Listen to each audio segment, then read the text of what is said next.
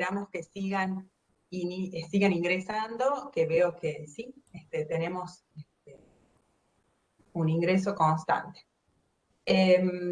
Vamos a dar comienzo a la actividad del día de hoy.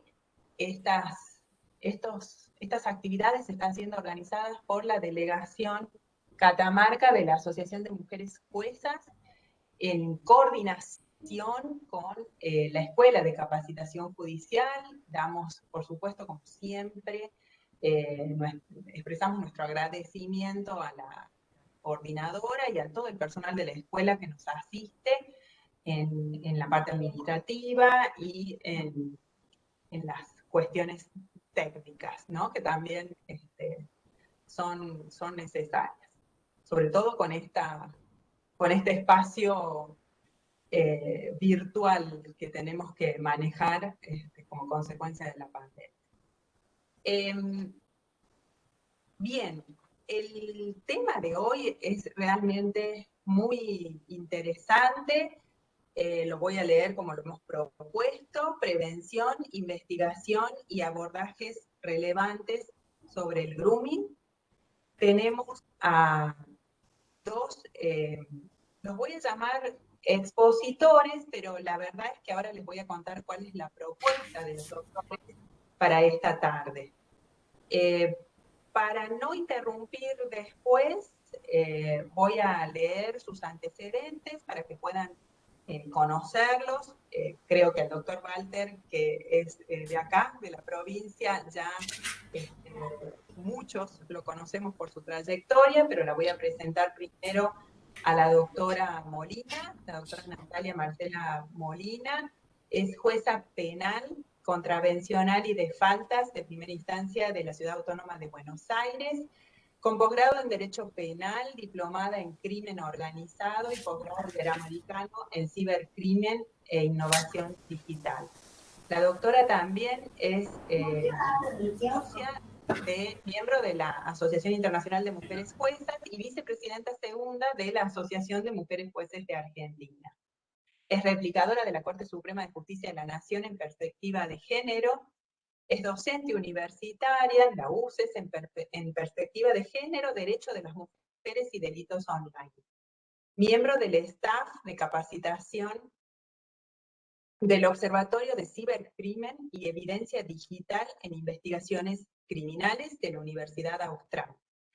Autora de diversos artículos y publicaciones y coautora de la etapa de juicio del Código Procesal Penal de CABA. El doctor Carlos Ezequiel Walter, realizó toda la carrera judicial. El doctor fue delegado judicial, luego secretario de Fiscalía de Instrucción, luego fiscal de Instrucción Penal por concurso del Consejo de la Magistratura durante 14 años. Actualmente es fiscal de Cámara de Juicio en comisión. Fue profesor adscrito universitario de la Facultad de Derecho de la UNCA en las materias de procesal penal, teoría general del proceso y en la cátedra libre de práctica profesional en el proceso penal. Actualmente es docente en Instituto de Enseñanza Superior. Por pedido de los propios doctores, yo he leído un currículum súper resumido de sus antecedentes, que me pareció muy atinado porque la verdad es que lo que queremos es aprovecharlos y aprovechar el espacio y todo lo que nos puedan transmitir en esta jornada de hoy. Bien. La propuesta de los doctores, de la doctora Molina y del doctor Walter hoy para todos los presentes es, como les decía, generar un espacio para la reflexión, ¿no? Y para el intercambio. Los expositores quieren escucharlos también, así que no duden en ponerlas en el chat a las preguntas o a los comentarios que quieran hacer, o en su caso, si nos autorizan, cuando ellos quieran, tienen siempre la posibilidad de habilitar el micrófono para hablar directamente y que pueda ser más rico. Esperamos que nos puedan transmitir no solamente comentarios, sino también sus inquietudes, las preguntas, las dudas, las consultas, vivencias que quieran compartir y que puedan ser interesantes para escuchar y para reflexionar sobre esta temática, ¿no? Sobre la temática del grupo. El objetivo, como lo dijo recién la doctora, es la protección de los derechos. Así que yo los dejo. Doctora Molina, si usted quiere comenzar, yo me voy a silenciar para que solo la podamos escuchar a usted. Le dejo la palabra. Hola a todos y todas. Hola Catamarca, La Rioja, sé que hay gente de Río Negro. Estoy muy feliz de estar en su provincia y compartir estas experiencias en el día de hoy. Me encanta que compartamos. Por eso es que, como Marcela decía al inicio, nuestra idea hoy es hacer unas breves presentaciones de nuestras experiencias, pero también dejar abierto mucho al debate para que ustedes también puedan preguntar y sacarse dudas sobre este tema que es tan nuevo y tan delicado, que es el tema del grooming.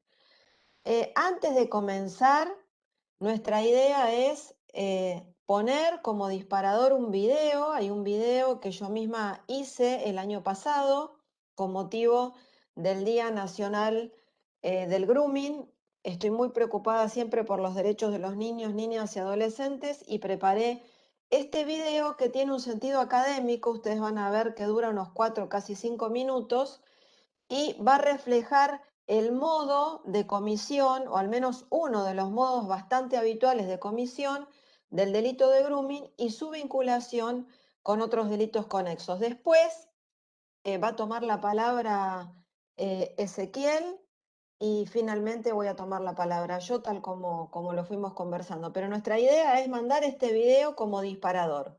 Así, Marcela, te dejo la palabra. Bien. Y compartamos entonces. Bien. Voy a comenzar yo a compartir pantalla.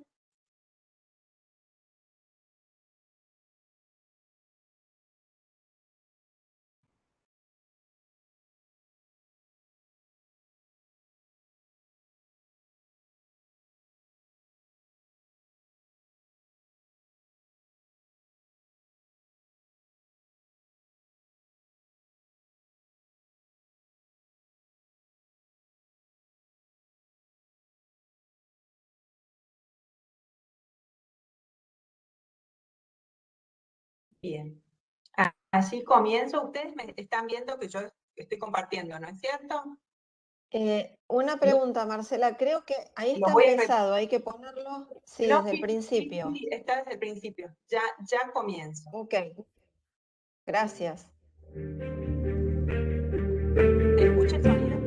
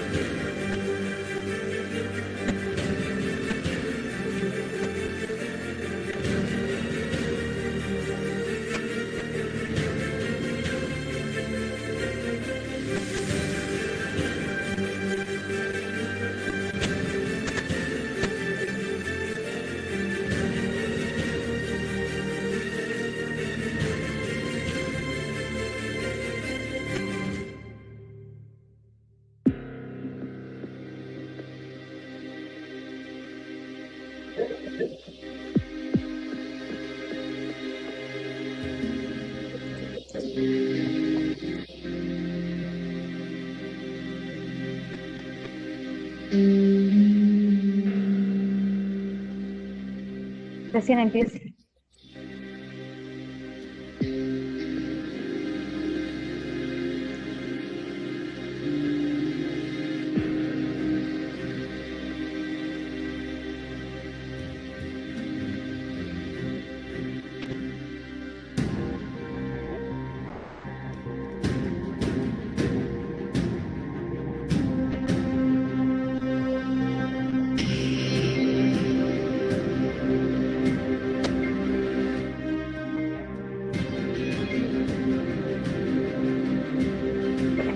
En un curso. Estoy en un curso.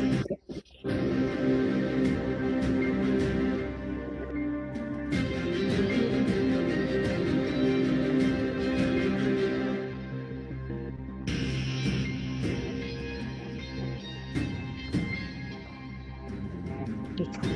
Gracias, Patricia.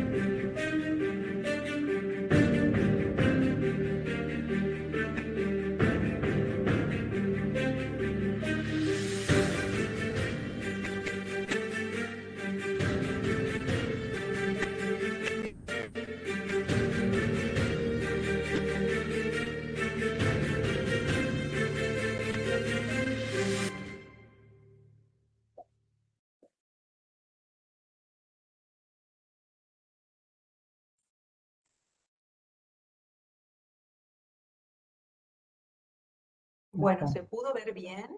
¿Lo pudieron ver? Perfecto. Bien.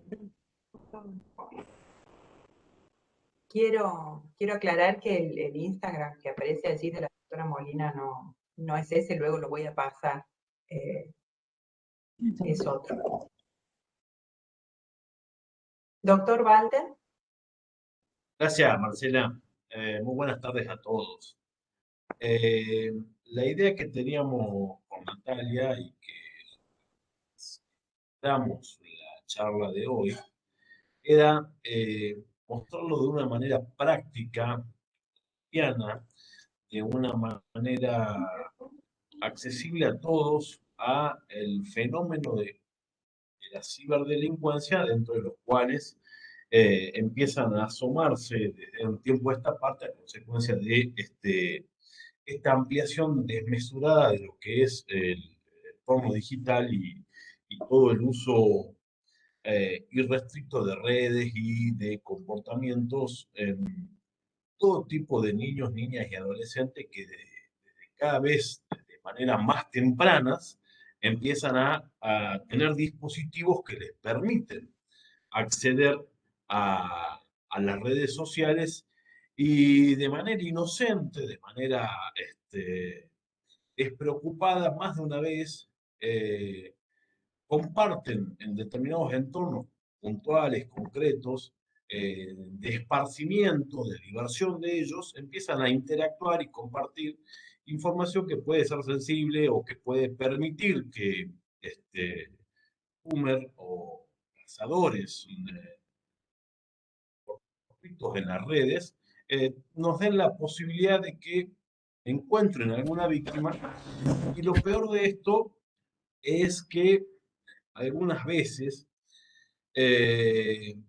tenemos que empezar a replantearnos nosotros cómo es que podemos llegar a ayudar, a colaborar a niños, niñas y adolescentes con los cuales compartimos, con los cuales vivimos, para que efectivamente puedan identificar que están siendo víctimas de un delito o que alguien está intentando engañarlos en alguna cuestión con otra finalidad, con una ultra finalidad. ¿Y por qué hablábamos con Natalia? ¿Por qué era trascendente o cuál es la incidencia real y práctica que tiene hoy en día el ciberdelito, y en este caso el grooming puntual y concretamente?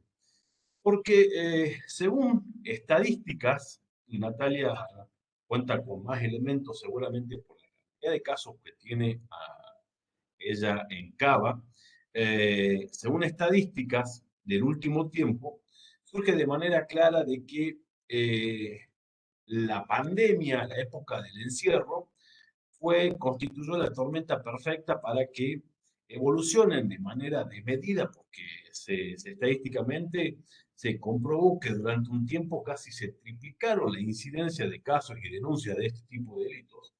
Toda vez que al no poder salir, al no poder interactuar, niños, niñas y adolescentes se volcaron a las redes sociales y demás entornos digitales que los hicieron víctimas posibles o los pusieron de mayor incidencia en el plano de todos estos cazadores furtivos de las redes.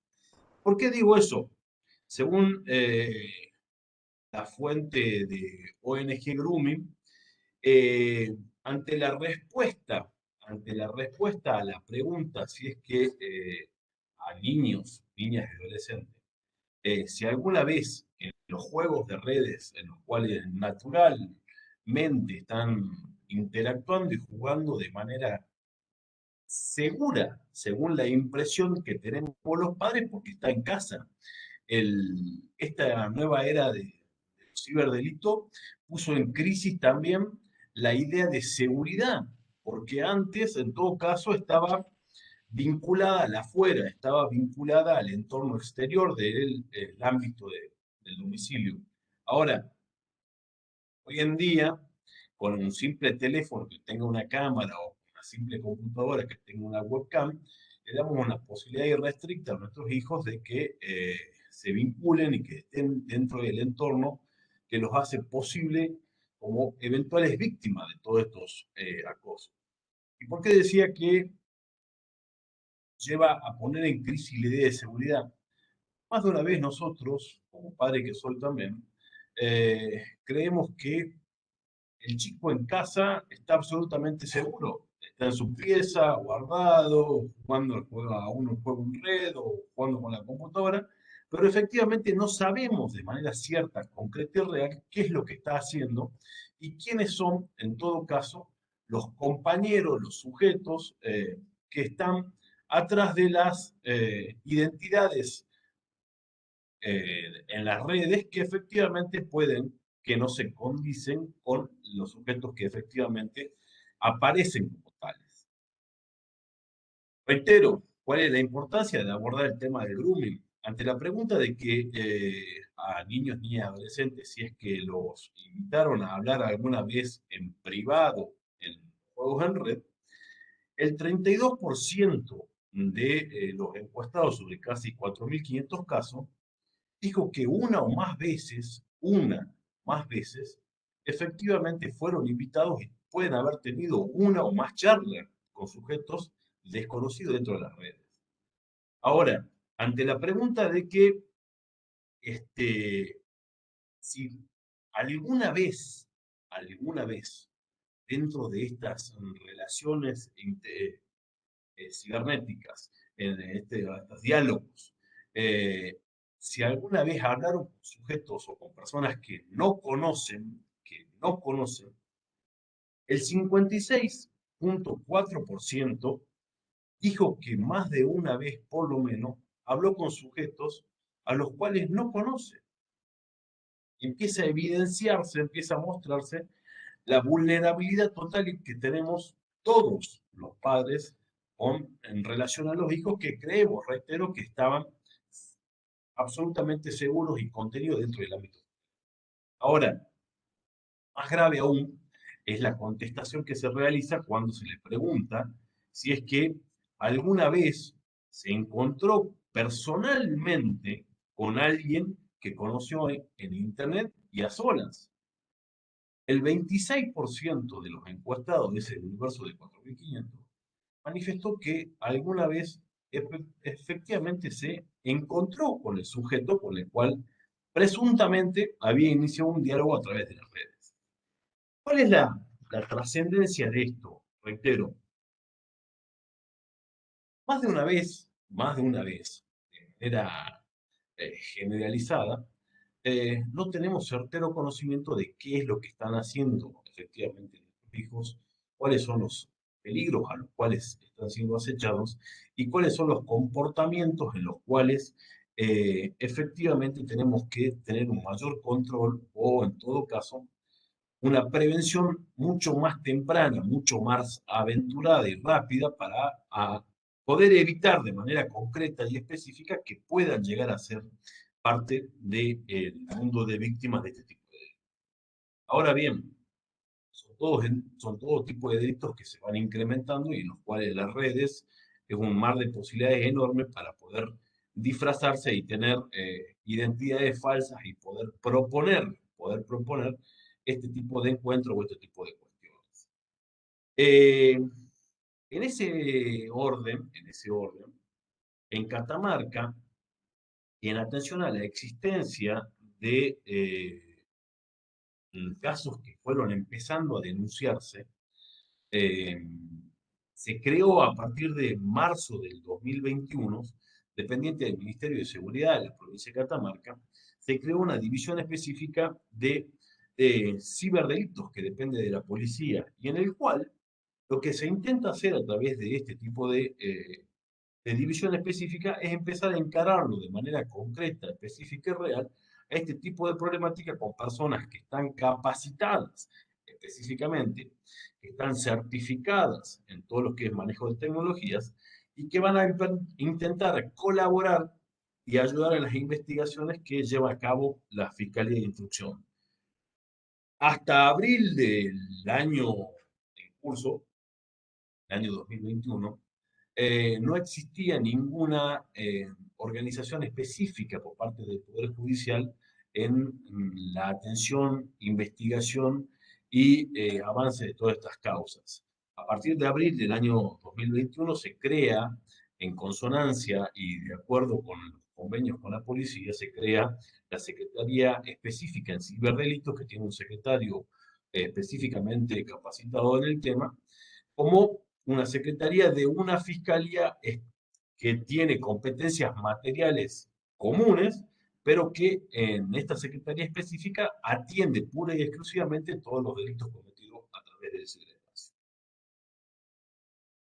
¿Cuáles son la realidad y la incidencia y de ahí la importancia y la trascendencia que nos va a poder aportar Natalia en cuanto a su experiencia práctica? A partir del 2018 a la fecha, en Catamarca existen alrededor de unas 30 denuncias, de supuesto grooming. ¿Por qué hablo de supuesto grooming? Porque recuerden y tengan presente que la existencia de una denuncia concreta y específica no certifica efectivamente la existencia del hecho, sino que eso va a ser producto de la propia investigación. Al día de la fecha, en Catamarca, se dictaron ya 2 sentencias, mediante las cuales se condenó a 2 groomers, y una fue este año, al comienzo del año, y una fue del año pasado. Y hay 2 o 3 causas más que están prontas a llegar a juicio, según dice la recolección de datos al día de la fecha. Ahora,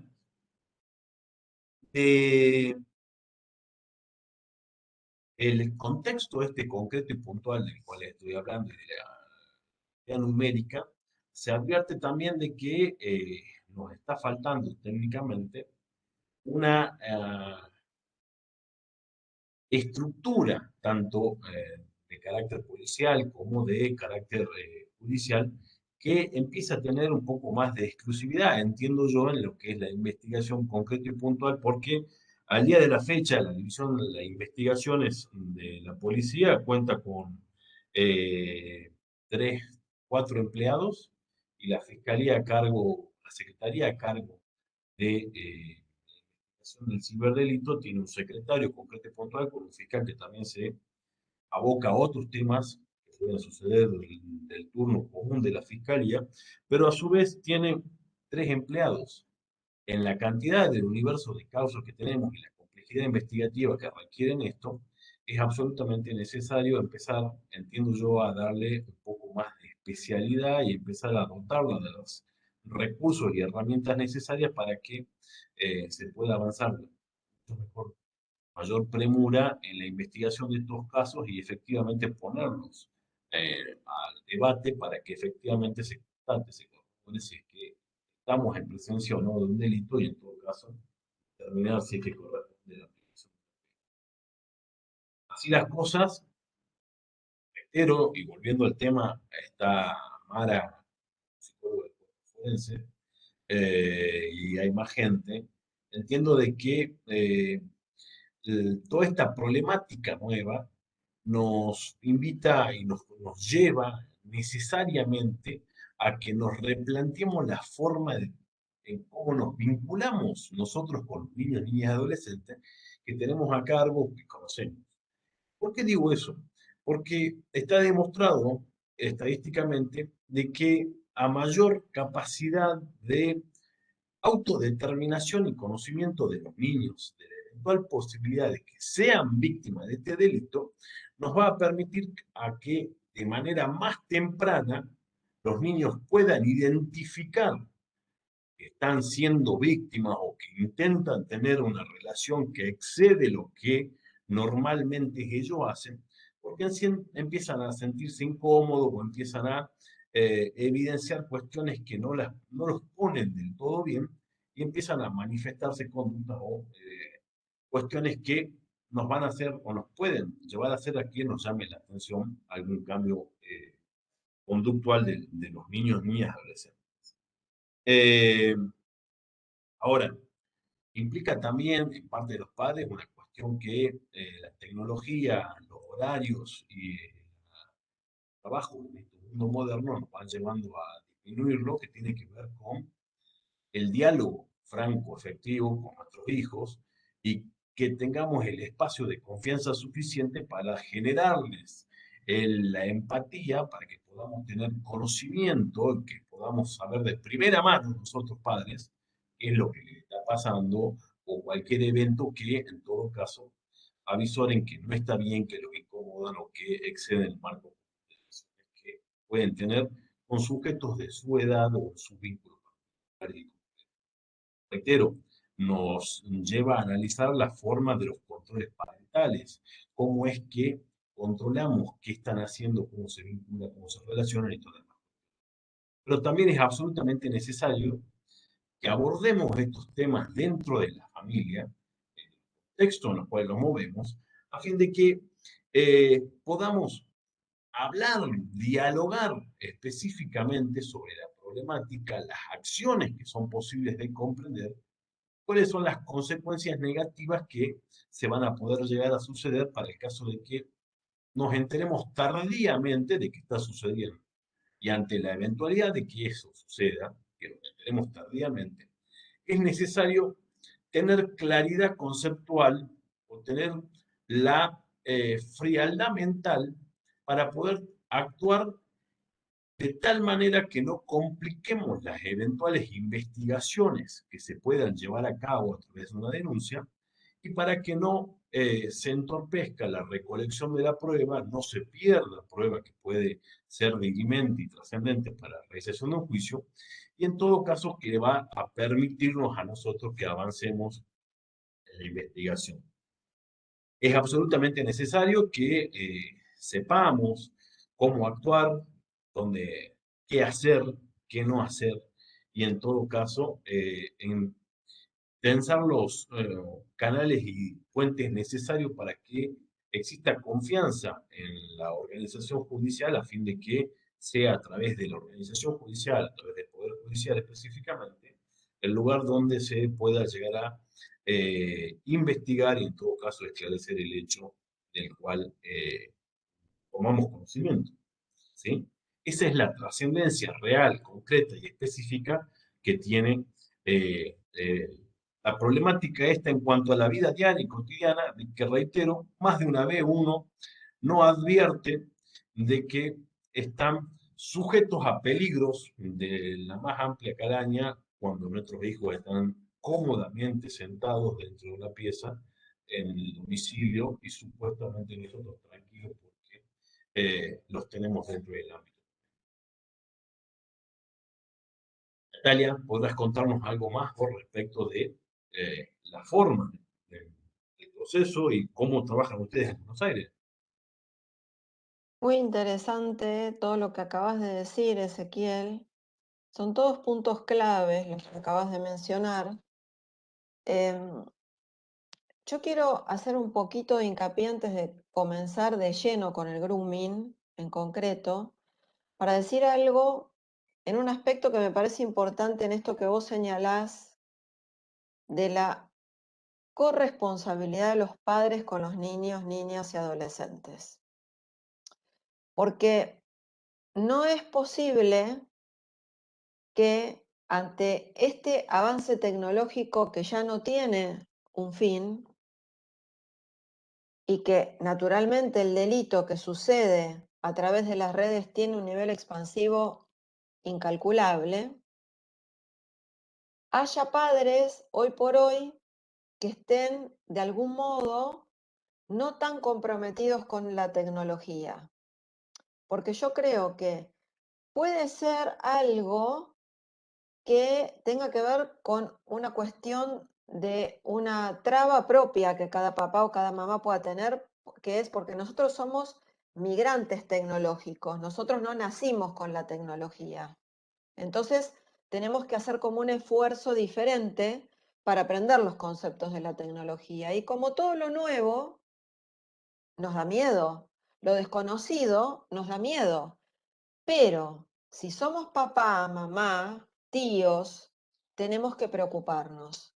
Porque hay un aspecto de la corresponsabilidad parental que inclusive está regulado en el Código Civil desde ya, que tenemos los papás y las mamás con relación a nuestros hijos. Y en punto a esto, no hay que perder de vista que el grooming es un delito que se comete. Yo quiero, digamos, rescatar cómo es la figura delictiva, que es, sanciona al que por medio de comunicaciones electrónicas, telecomunicaciones o cualquier otra tecnología de transmisión de datos contactare a una persona menor de edad con el propósito de cometer cualquier delito contra la integridad sexual de la misma. Es decir, que hay esto que decías vos, una ultraintencionalidad, que puede ser que el agresor quiera atentar contra la integridad sexual del niño y lo concrete, entonces ya ahí estamos también en un concurso de delitos, y puede ser que simplemente sea en la comunicación. ¿Cómo se da esta comunicación? En la experiencia de la ciudad de Buenos Aires, y miren, yo voy a nombrar algún juego online, no con el propósito de hacer mala prensa de este juego online, porque aquí estamos en un ámbito académico. Entonces, como estamos en un ámbito académico, para mí es muy necesario nombrarlo para que todos los operadores del sistema y también los papás y las mamás puedan saber. Hay un montón de juegos online que hoy los chicos, el juego online es el juego que se juega de manera online con extraños. Puede ser que yo acuerde jugar online con Ezequiel, tal día, tal hora, en tal lugar, nos metemos, coincidimos y jugamos. Puede ser que también sea mi amiga Marcela y que juguemos todos un juego. Pero también cuando nos metemos hay otros jugadores cuyas identidades parecen que son unas, pero son otras, porque los depredadores están en la red de los juegos online, naturalmente. Yo ya he tenido condenas porque el grooming comenzó en el juego online, Y luego, después, el derrotero, ya vamos a ver cómo sigue, ¿no? Pero quiero mencionar algunas cosas. Los juegos online, que es apenas 5 minutos de lo que quiero decir, son peligrosos algunos. En muchos juegos online se naturaliza el comercio de las drogas. Por ejemplo, la prostitución está totalmente naturalizada. En el GTA, concretamente, hay una naturalización de la violación de una mujer durante todo el trayecto de este juego.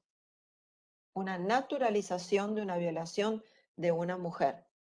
Hay lenguaje soez y hay contexto naturalmente de violencia en estos juegos online. De modo tal que, como no hay una regulación en Argentina sobre este punto, y esto es bastante preocupante, es indispensable que los papás y las mamás puedan estar presentes, al menos comprender cómo funciona esto, para estar atentos de hacer algún tipo de advertencias. Yo no coincido, y porque también en esto, como dijo Ezequiel, soy mamá, y he pasado por toda esta etapa, además de con todo este conocimiento, este bagaje que tengo encima, que a veces a los penalistas nos pesa cuando tenemos hijos, porque tenemos mucho miedo que les pasen tantas cosas que vemos en las causas. Esto coincide, Ezequiel, que nuestros Totalmente pobres cierto. hijos no son iguales a los otros y van a tener que ir al psicólogo capaz que por esto. Pero bueno, esto hace que tengamos que tener ciertas advertencias, quizás un poco mayores de aquellas del conocimiento medio. Es dable esperar que en un juego online haya depredadores sexuales, puede ser, que haya pedófilos. Acá hay categorías diferentes, que hoy no es la clase de este tema, así que no voy a ahondar sobre el punto.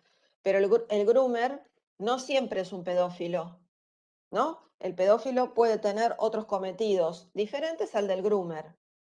El pedófilo o el abusador va más a la fuerza física y el groomer tiene otras técnicas de manipulación online muy desarrolladas, altamente desarrolladas.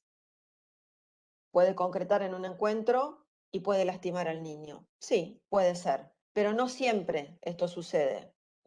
De modo tal que es necesario saber que en el juego online puede haber un enmascaramiento. De hecho, quienes buscan niños o niñas online se meten en los juegos y los encuentran con muchísima facilidad.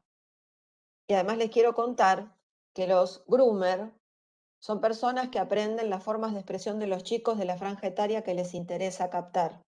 Por ejemplo, si a un agresor le interesa una niña oriental de entre 8 y 10 años, va a ir al ambiente donde la pueda encontrar o al juego y va a entender cómo es la dinámica del juego y se va a expresar con los mismos emoticones y las mismas palabras que usan las niñas haciéndose pasar por una niña, y detrás quizás hay un hombre de 43 años que busca el contacto con esas niñas. El groomer nunca ataca en solitario, es decir, nunca tiene solo una víctima. Siempre tiene una innumerable cantidad de potenciales víctimas, porque no todas las víctimas son sensibles a que él pueda penetrar en el ámbito de sus privacidades, porque eso va a depender del diferente grado de vulnerabilidad que pueda hallar en la red en diferentes ámbitos. El tema de los juegos no es una sola manera. El groomer que ataca a través del juego arranca por ahí, juega varias veces en diferentes horarios, hace confianza, ya se hace amigo del niño o de la niña. Ya el niño y la niña, hoy en día, en nuestro ambiente, una vez que hay cierta confianza, ya lo considera un amigo de la red, que no es lo mismo que un amigo del ámbito material, que viene a la casa, que juega, que se queda a dormir, que va a la casa y que los papás se conocen. Aunque en estos ámbitos también suceden abusos sexuales, pero hoy es el tema del groomer. Entonces, es necesario, primero, advertir que los juegos, como este que mencioné, son juegos que naturalizan la violencia y la violencia sexual. Esto es muy grave. Segundo, que los perfiles pueden estar enmascarados. Tercero, que un perfil enmascarado no es un delito, señoras y señores. La suplantación de identidad digital no está legislada a nivel nacional. En la ciudad de Buenos Aires lo tenemos como una contravención, nada más. Y es una forma, un medio para cometer un delito que es altamente grave. Porque, ¿qué pasa? Puede llegar a garantizar su anonimato, suplantando diferentes identidades. No se sabe, el investigador no sabe frente a qué agresor está y es difícil ubicarlo. Entonces, hay que encender todas las alertas. Esto no significa estar como soldado detrás de la computadora o del celular cuando nuestros hijos están expuestos a las redes. Sí hay que tener conversaciones, sí hay que tener conversaciones, pero conversaciones donde los hijos no sean los que asesoran a los padres de cómo entrar al celular, cómo pongo la privacidad, cómo hago, a ver, me decís, vos me podés explicar cómo hago. Esto es al revés de lo que debería ser. Somos los papás y las mamás los que tenemos esa responsabilidad de entender este medio para poder hacer algo, para poder cuidar. Si nosotros entendemos la dinámica de una calle, de, por ejemplo, una avenida donde nuestros hijos suelen andar en bicicleta y entendemos los peligros que hay, porque no hay semáforos, porque pasan a, no sé, 80 kilómetros por hora, ¿qué vamos a hacer como papás? Vamos a decir, mira, Juancito, vos no vas a salir a andar en bicicleta en esta avenida, porque en la primera que salgas te va a pasar algo, porque conocemos el peligro. Pero en la red no lo conocemos porque no lo entendemos, ni queremos entender. Y miren, una de las razones por las cuales yo terminé haciendo, yo soy una especialista en la parte de violencia de género, que me ha interesado sobremanera, pero yo he desarrollado los últimos años muchísimo sobre cibercrimen y fue por mis hijas, porque yo necesitaba entender. Entonces, este es un llamado un poco a los papás, a las mamás, y también otro aspecto que me parece clave, la educación sexual infantil, asertiva desde ya. No la que se enseña con el solo objetivo de cumplir una currícula que está antigua y mal hecha. Con los chicos hay algunas cosas que a ciertas edades progresivamente deben conocer, porque si no sucede lo que pasó en Córdoba, que hubo una primera sentencia condenatoria por un abuso sexual online por un adulto que incitó a una niña a tener relaciones sexuales con su hermano. Así fue, así fue. Porque le enseñó cosas que la niña no conocía ni podía conocer. Entonces, yo no digo que hablando con los chicos, que conociendo todo, vamos a solucionar, vamos a mejorar. Y también mantener conversaciones actuales diariamente de cómo te fue, qué lugares visitaste hoy, con quiénes hablaste, pero no personalmente. En las redes, ¿qué hiciste? ¿Con quién jugaste? ¿A dónde fuiste? ¿Qué lugares te interesaron? Y entender de lo que estamos hablando. Y después, hay tantas cosas que quiero decir que no sé si me va a acompañar el tiempo, pero hay un aspecto que me parece clave, em, que es que una vez que el suceso ocurrió y somos papá, mamá, prima, que tomamos el celular del niño y descubrimos la conversación, ese minuto donde eso sucede, primero, nunca, jamás hacerse pasar por el niño. Yo he tenido una causa que el papá se hizo pasar por el niño. La prueba se fue al diablo. No hay que hacerse pasar por el niño, hay que ir a denunciarlo. Si hay un peligro inminente, cuanto más rápido lo hacemos, mejor.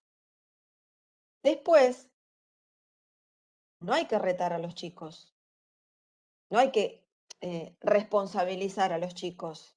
Yo siempre digo en mis videos y en mi espacio en Instagram, que por eso lo abrí, que lo primero que hay que hacer es abrazarlos, comprenderlos, escucharlos y no hacer tantas preguntas y acompañarlos en todo el proceso para la denuncia en la fiscalía, que los va a entrevistar un experto, un psicólogo, una psicóloga, que lo va a hacer con profesionalismo. Y desde ya voy a dar algunos tips en punto a que sí, no tenemos desde ya, descubrimos esta situación, está en el celular. ¿Qué hacemos? Primero, respirar profundo y pensar. No tener una reacción negativa con el niño porque no vamos a ayudar a la situación, ni tampoco menos a la investigación. Resguardar esos chats. Si lo sabemos hacer, los tenemos que exportar. Porque ¿qué pasa? El vínculo empieza online por el chat de los juegos online, si es por los juegos, ¿no? Puede empezar también por Instagram, también por el chat que hay en Instagram. Y el groomer habitualmente termina pidiéndole el celular al chico. Entonces pasan a WhatsApp. Entonces ahí, en el WhatsApp, hay conversaciones. Esas conversaciones, si se dan por WhatsApp o por Telegram, hay que exportar ese diálogo y hay que hacer una acción que se llama hasheo, que no voy a negar que hay que tener cierto conocimiento un poco extra, pero algún amigo que sea técnico seguramente vamos a encontrar. El hasheo es darle integridad a la evidencia digital de esa conversación. Es decir, llevárselo al fiscal y decirle, con este número empieza esta conversación de hash y con este número termina esta íntegra. Nadie la alteró. Esto es lo que ellos hablaron. Inclusive en ese hasheo, por supuesto que está el intercambio de las fotografías y demás. Siempre tratar de tener muchos detalles de lo que pasó, de cómo fue, para poder contarlos correctamente. Y tratar de ver si podemos identificar si la conexión fue por Facebook o por Instagram, el URL de la conversación. Estos son algunos tips muy básicos. Para esto necesitamos una clase, un perito, etcétera, etcétera. Pero yo suelo en mis clases dar como 2 o 3 tips que me parecen importantes, porque en un futuro, como dijo Ezequiel, que ya gracias a Dios en marzo se conformó la unidad especializada, para mí la policía especializada, la policía que recibe la denuncia, inclusive nosotros, jueces y fiscales, deberíamos saber hacer todo este resguardo. Inclusive hay un sistema para resguardar todas las conversaciones de Instagram. Lo permite la app. Lo permite, solo que no lo desconocemos por completo. Miren, hay Natalia, mucho más. Sí, permiso. Ahora, es cierto lo que vos estás diciendo, pero yo creo que también, capaz que me anticipo a lo que venía desarrollando, y pido disculpas por eso si así fuere, pero yo creo que también en esa frialdad que vos referís que tiene que tener el padre que advierte esto, también es trascendente y entiendo que es muy importante, tal cual como dice Natalia, no suplantarlo a la identidad de menor, pero tampoco salir a agredirlo al probable grooming, porque corremos un riesgo muy grande y potente de que desaparezca y nos borre prueba que puede ser trascendente para la investigación. Entonces, sí, bien como dice Natalia, ir de manera rápida y expedita a hacer la denuncia y poner a disposición todos los elementos. Pero a veces, y tampoco forzar en algunos casos, el encuentro con el supuesto agresor, porque corremos o se puede correr un riesgo eventual muy grande porque uno no tiene certeza de cuál puede ser la reacción ante quedar desenmascarado. ¿O no es así?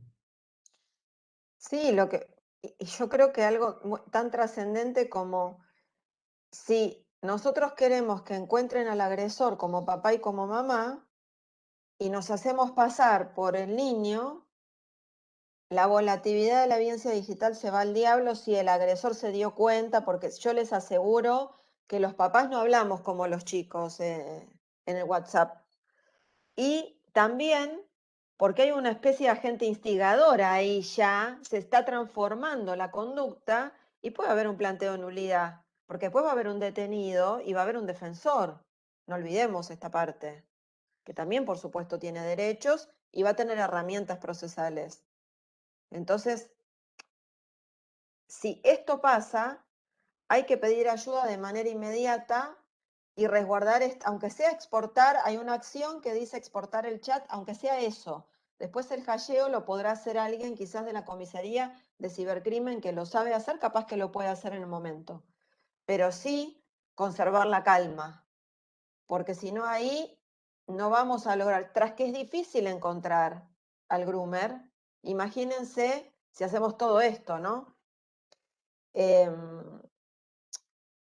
Otro de los temas que a mí me parece importante, bueno, sobre este punto que acabamos de decir, yo tuve un caso donde hubo dos casos muy notables en la Ciudad de Buenos Aires. Uno de un niño que fue captado durante 4 años y pico, desde los 8 años hasta los 12.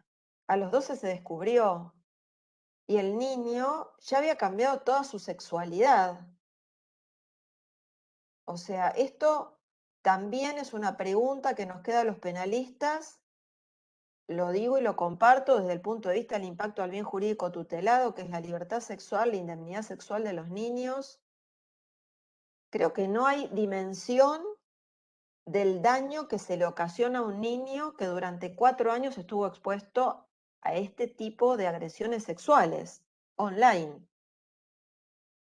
Eso también es algo que nos tiene que hacer reflexionar acerca del daño, porque como mostré en el video, el groomer va increciendo. Primero se hace amigo, después se hace más amigo, después ya comparte secretos y le hace naturalizar al niño conductas sexuales desconocidas para él. Se las enseña, las desarrolla y después viene el periodo de la extorsión. Mandame una foto, ahora hacé tal cosa y mandame foto. Y el niño al principio lo hace. Hasta que después hay niños que han tenido deseos de suicidarse. Hay un caso en Río Negro de un notable fiscal que se llama Martín Gobeto, no sé si ustedes lo escucharon ese caso, fue un caso de grooming que condenaron a 35... víctimas. Sí. Y si ustedes vieran los efectos en alguna de las víctimas, que se rajuñaba a sí misma, la nena. Se agredía a sí misma. Entonces, yo creo que es un delito que está incorrectamente legislado, que lo vamos a tener que cambiar en algún momento. No quiero perder tiempo en esto, pero creo que tenemos que tener esta dimensión, que es un delito sumamente grave, ¿no? Y quiero simplemente al pasar, les quiero mencionar, y voy a recurrir a mirar esto porque no lo tengo en la cabeza. En la ciudad de Buenos Aires, en el año 2019, entraron 272 denuncias de grooming.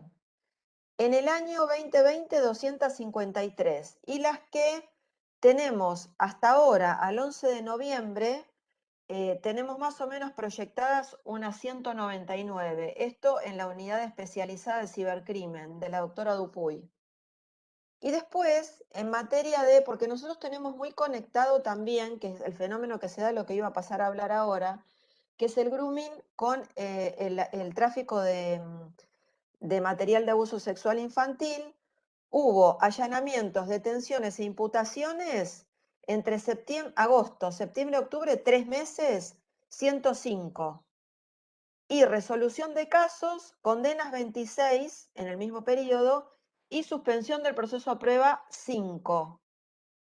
Y luego tenemos en general hasta el momento, o sea, desde el momento en que yo mencioné hasta el momento, hay 54 allanamientos, 20 resoluciones del caso y hay áreas de asistencia a los niños, ¿no? A veces nosotros necesitamos asistirlos de una manera que ahora voy a explicar cómo. Hay 32 intervenciones. Yo no sé si quieren que yo me detenga ya acá porque entiendo que queda una hora o quieren que compartamos algunas ideas con relación al tráfico de abuso sexual infantil. Eso me dirás vos, Ezequiel, o si seguimos desarrollando un poco más el grooming o querés que alguien más hable de grooming y abrir a preguntas. Yo me adapto a lo que sea. Contanos la experiencia tuya, que conforme los números nos damos cuenta de que efectivamente estamos en franca desventaja con la experiencia práctica. Efectivamente, los porcentajes de los cuales vos hablas inciden ampliamente en la investigación de otra forma, cosa que todavía acá estamos recién arrancando. Sí, a nosotros nos llegan las denuncias por el National Center for Missing Children, que en la ciudad de Buenos Aires, ustedes saben que concentra la recepción de las denuncias y después las manda, si hubiese casos de Catamarca, manda a Catamarca. Y el fenómeno que se da a veces en el grooming es que, bastante frecuente, el agresor, primero, que le pida fotos al niño, primero le hace naturalizar las conductas, le hace tomar fotos, le hace hacer ciertas acciones. Esas fotos el niño cree primero que está hablando con una nena de su edad, o con un nene de su edad, o con una especie de noviecito, porque también está ese tipo de agresor sexual que se hace pasar como por un noviecito. Confía y le pasa las fotos. Esas fotos entran en reservorios de pedofilia después, muy habitualmente, internacionalmente hablando. Ya no estoy hablando solamente que van a quedar en el dispositivo del agresor, porque hay áreas donde se comparte información como EMIUL, que fue uno de los casos del médico del Hospital Garraham. Ustedes supieron de ese caso que fue de trascendencia nacional. Él subía a EMIUL. EMIUL es una red peer-to-peer, que es decir, que yo, por ejemplo, ¿se acuerdan cómo era el Ares para compartir música? Que yo me metía en Ares y por ahí Ezequiel estaba escuchando una canción y Mara estaba escuchando la misma canción y decía, bueno, tantas personas están en línea escuchándola. Si yo subo una foto de abuso sexual infantil y le aviso a Ezequiel, mira el número, la clave es tal y tal, le aviso a Mara, listo, yo ya la subí y la distribuí o la puse a disposición. Es una de las figuras típicas del 128, que es, yo no hablo de pornografía infantil porque me parece totalmente inaceptable hablar de pornografía infantil, porque las directrices de Luxemburgo hablan de tráfico de material de abuso sexual infantil. Yo los invito a que ustedes miren las directrices y ahí va a haber un montón de expresiones que muchos países a nivel mundial se han puesto de acuerdo para hablar de temas tan delicados como es el abuso de niños. Entonces, lo que pasa es que sea que el niño le da las fotos al agresor o que el propio agresor de su reservorio, porque tienen archivos los pedófilos con las fotografías, le pase al niño estas fotografías en el grooming, también para hacerle naturalizar. ¿Cómo no lo vas a hacer? Mira, esta nena lo hizo. ¿Cómo no lo vas a hacer? Si esto es normal.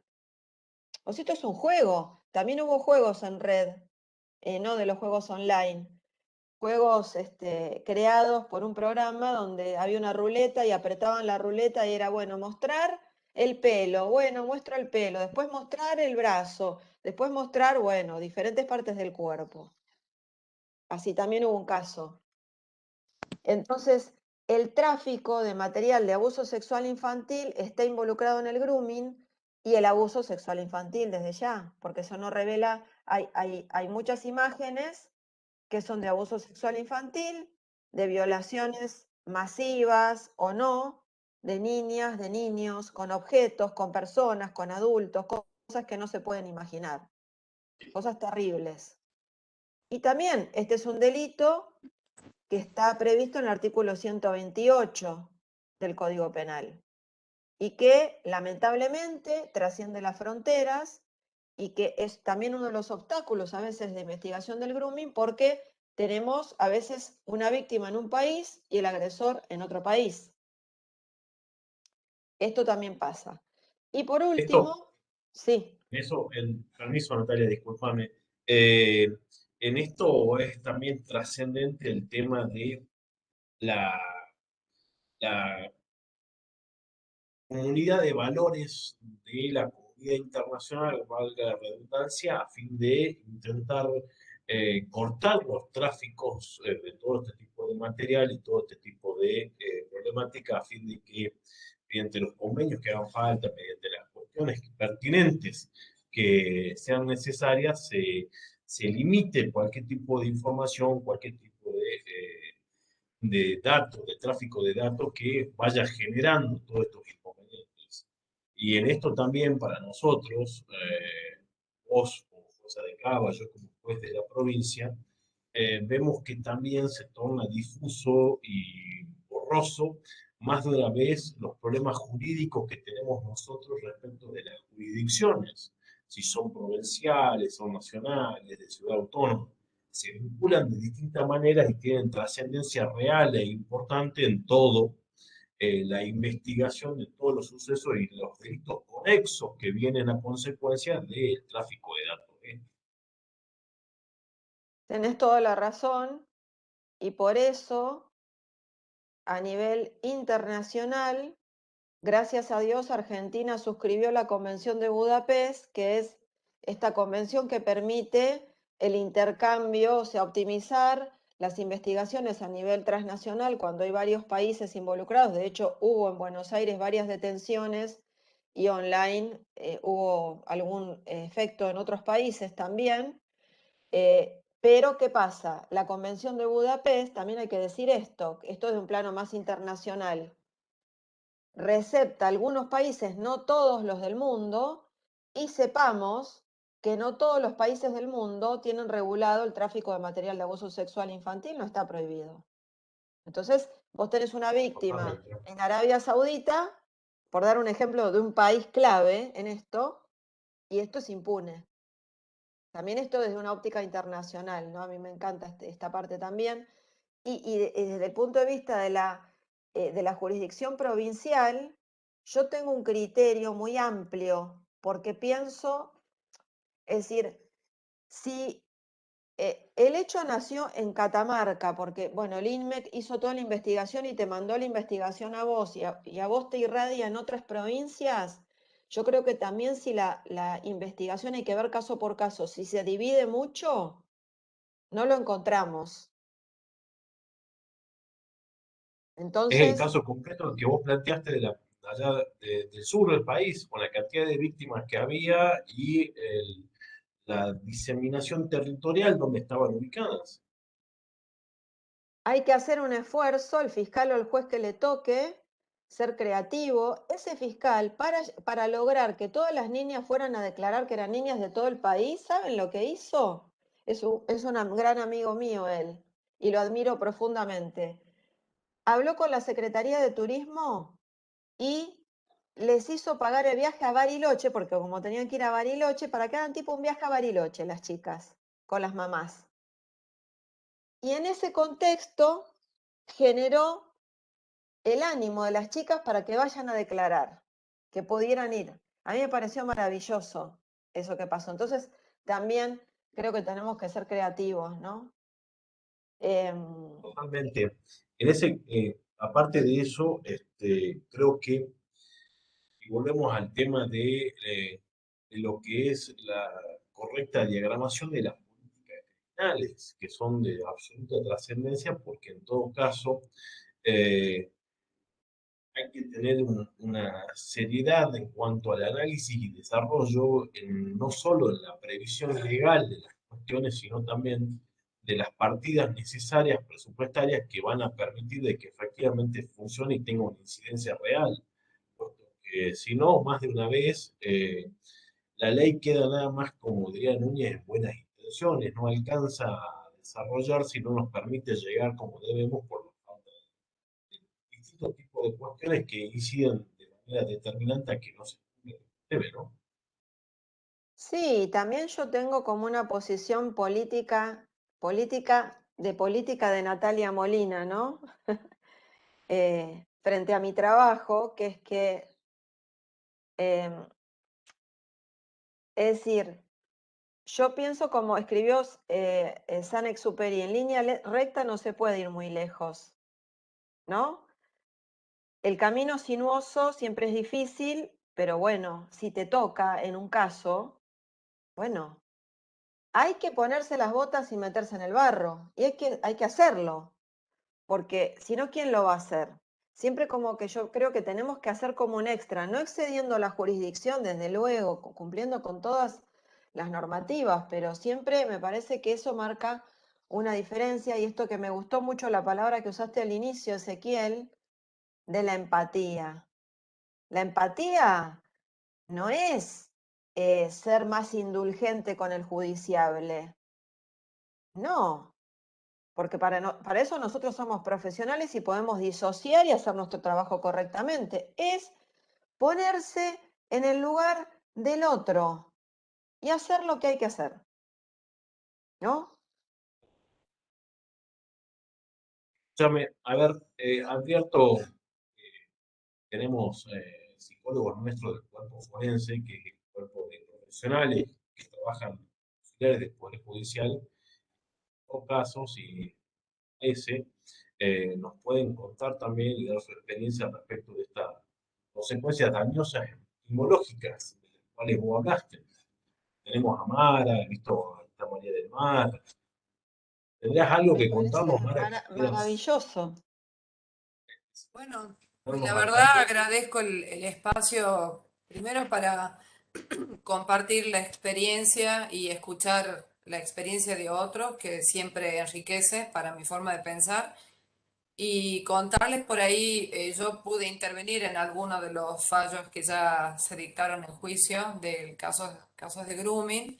Y como dije al principio, cuando charlábamos al inicio de la jornada, es un delito nuevo y nosotros, como decía Ezequiel, estamos como en las primeras etapas del abordaje de esta problemática y un poco tomando lo que decía Marcela como mamá, ¿no? Nos atraviesa por muchos lados esta problemática. Entonces, como psicóloga en el área forense, la empatía es para nosotros como profesionales del área de la salud articulados al espacio de lo forense, el ABC de la relación con el otro, ya sea víctima o victimario en las causas, porque tenemos que poder posicionarnos de manera neutral, pero sin perder el factor humano, porque eso a mi forma de pensar nos deja fuera de un montón de tiempos subjetivos, donde en este caso ese niño, niña, adolescente, supuesta víctima de delito, no fue elegida arbitrariamente, que fue elegida porque se detectó como vulnerable. Y la vulnerabilidad no es solo por la edad, que es un factor muy importante, sino también por el contexto familiar del que proviene esa persona, ¿no? Esta cuestión de qué tan cercanos están los padres. De hecho, en el video que vos pudiste compartir con nosotros, eh, se lee esta cuestión de qué pasa con los padres que no están conmigo y demás. O sea, ya va abriendo para el cazador un camino a seguir que le va a marcar un tiempo inclusive, que le va a llevar un tiempo determinado y hay una planificación. En salud mental decimos que estas intervenciones son como un disparo en el psiquismo, dejan una huella con la que la persona tiene que convivir y a veces la forma de tramitarlo, que en general aparece con la culpa, genera daños emocionales a corto, mediano y largo plazo, porque está de alguna manera el reproche de la familia, está el trauma del silencio, que son delitos que se sostienen a lo largo del tiempo, no muy diferente a lo que pasa en un abuso sexual, eh, diríamos más directo, ¿no? Siempre hay como un tiempo de silencio que genera otros niveles de daño y así se va armando como un combo donde al quedar expuesto en una denuncia, también el proceso judicial y la revictimización siguen aportando un plus que si esa persona no está sostenida a nivel familia, a nivel terapia, si fuera necesario, soporte con los grupos de pares, que encima en la etapa adolescente son tan significativos y es uno de los motivos por los cuales entran en estos juegos en red y esta identificación con el otro, los daños suelen ser graves y aparecen los intentos y los actos suicidas concretos. Entonces es una problemática que realmente nos debe ocupar, desdramatizando un poco, porque si no la subjetividad nos puede exceder y entonces no pensamos correctamente, poder preguntar, poder informarnos, dejarnos acompañar, dejarnos ayudar y desde la palabra de Ezequiel con la empatía, como familia poder estar a la disposición de ese otro para que cuente lo que pueda contar y al tiempo que lo pueda contar y desde ese lugar empezar como a estar un poco más cerca. Nosotros en el cuerpo forense recibimos ya con más frecuencia este tipo de denuncias y hasta ahora la verdad que el momento de poder decir siempre es cuando ya están finalizando la etapa del secundario o algunos por fuera de la etapa del secundario, pero son hechos que han sucedido capaz al final de la primaria o al inicio de la secundaria. O sea, hablamos de una inmadurez emocional, de una afectividad de tipo dependiente, de una necesidad de reconocimiento con su autoestima que en la adolescencia está así como inestable y buscando como fortalecerse con los procesos identificatorios, por eso hablo de los grupos de pares, y en este sentido escuchan la misma música, les gusta el mismo tipo de juego. No es casual entrar en ciertos espacios virtuales a cazar personas vulnerables que ya tienen como un estereotipo y ya saben dónde las van a encontrar, como bien decías recién. Entonces, yo creo que está excelente de parte de los organizadores, en este caso de esta charla, y de todos los que estamos interesados de poder seguir encontrándonos de esta manera y seguir leyendo y seguir aprendiendo. Eh, y siempre vamos a tener cosas nuevas, así que no hay que asustarse más de la cuenta porque no vamos a poder ser funcionales desde el lugar que nos corresponda. Así que un poco esa es la experiencia que estoy teniendo como psicóloga en el cuerpo forense. No sé si me quieren preguntar algo más puntual, capaz sea más funcional así. Excelente. Bueno, en el mismo concepto, la misma dirección que referí vos, Mara, y que empezó a apuntar Natalia, y que los tips hay puntuales y concretos, también creo que en esa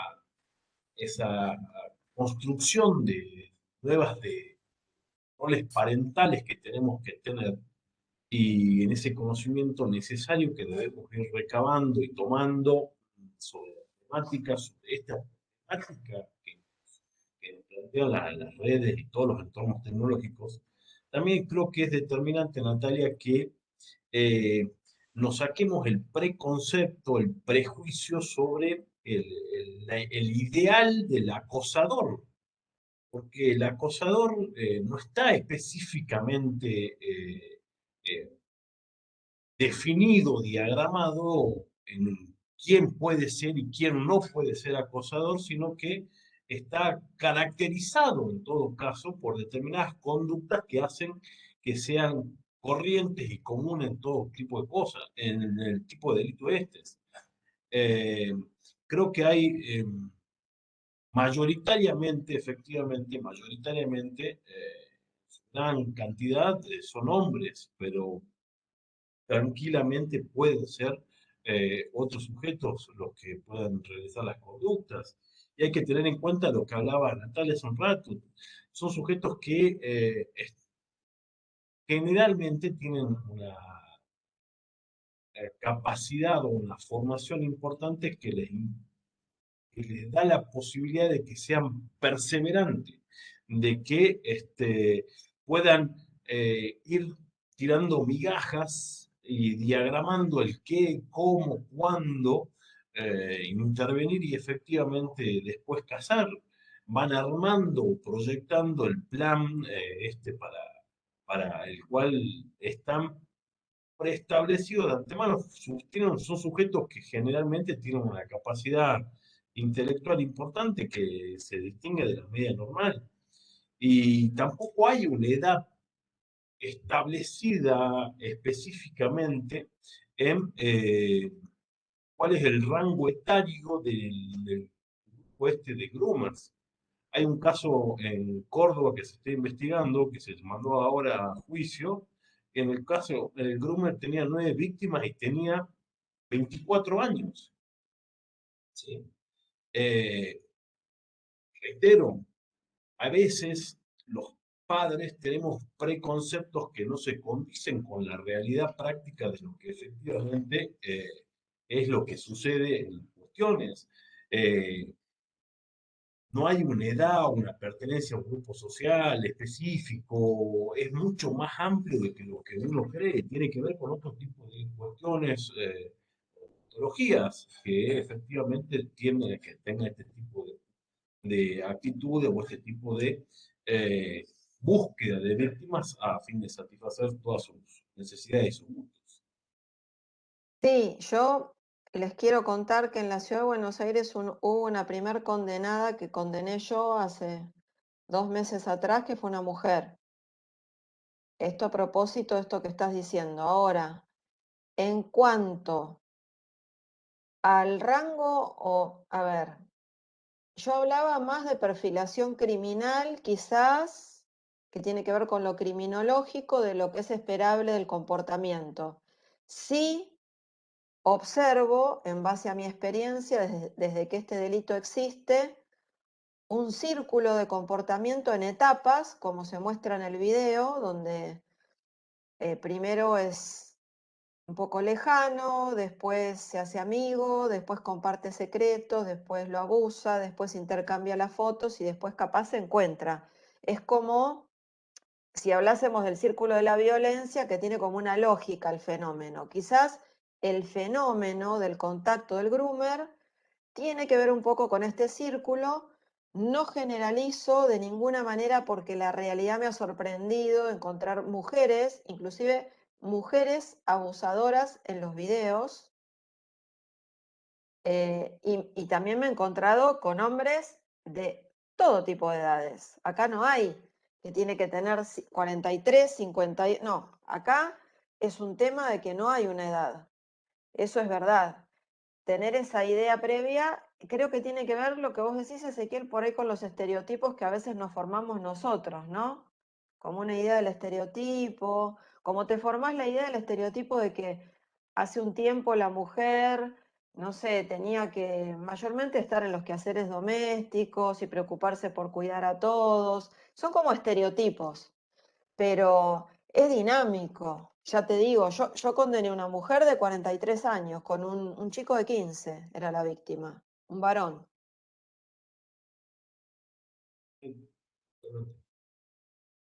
Y una cosa que yo quería agregar, que es acá aplicar toda nuestra creatividad en este tipo de delitos, es involucrar mucho, yo no sé si en Catamarca ustedes lo tienen, siempre la intervención de la asesoría tutelar de menores, por ejemplo, nosotros tenemos como esa figura que cuando hay un problema con un niño víctima, la asesoría por la ley tutelar, nosotros tenemos que darle aviso y ocasionalmente la asesoría hace un gran trabajo con la víctima, con la familia, porque también ese es otro aspecto.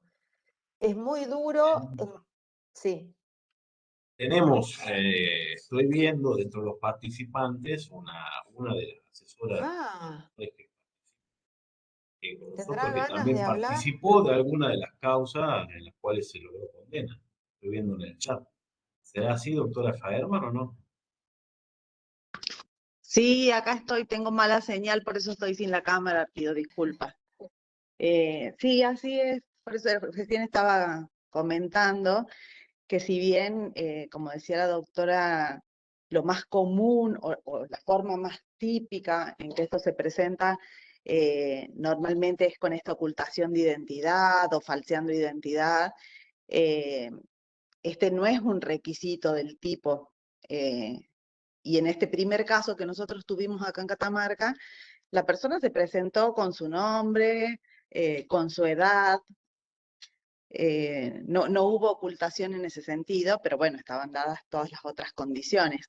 Y inició estas conversaciones con una finalidad de generar un encuentro sexual que finalmente la policía lo pudo generar a través de la intervención de WhatsApp. La conversación se inició directamente por WhatsApp eh, y,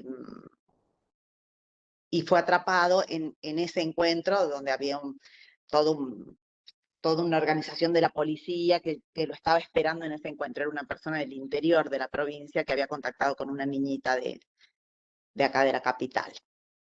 Y sí, coincido en que es importante el rol que cumplen todos los operadores en el marco de estos delitos.